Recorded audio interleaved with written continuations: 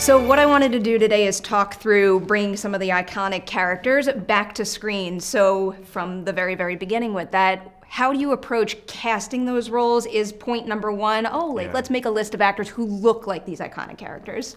Well, yeah, there were only two ways to approach it, I thought. One was to have some kind of digital avatar for these characters, which I thought was going to be a disaster. Because whenever I see that stuff, although the technology gets better all the time, I'm always pulled out of the movie and I'm always evaluating the technology. And I didn't want to do that. The idea that there would be a little digital Wendy Torrance on a big wheel 5 minutes into the film, I thought we'd never recover from that.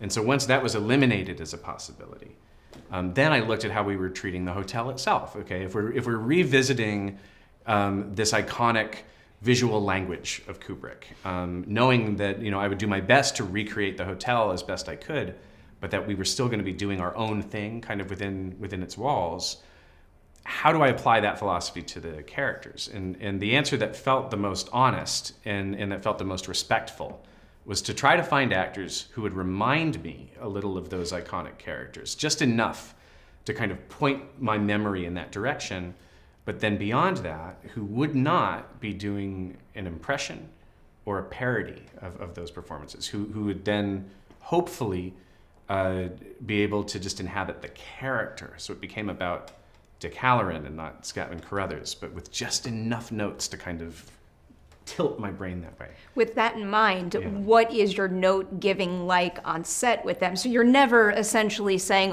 remember when it was done that way in The Shining? Right. Well, I mean, the actors, talk about an intimidating kind of job for them. They had already done the work of scrutinizing every frame of their counterparts' work in The Shining. That was happening whether we wanted it to or not. And so I never wanted to come to them and say, hey, could you do it more like, so-and-so did it? It was more that, okay, thank you. I feel like the balance that you're achieving between tribute and something new is feeling like it's tilting a little too much new or a little too much toward the tribute. And it was just all about tiny, microscopic recalibrations. But I gave very few notes to those actors. Alex Esso is just, Alex is amazing. I'm a huge fan of Starry Eyes, so to see her nail a role like this was very, very special. She's awesome. Starry Eyes is awesome, but it's uncanny kind of what she achieves with I this. Still can't quite get over it. Yeah.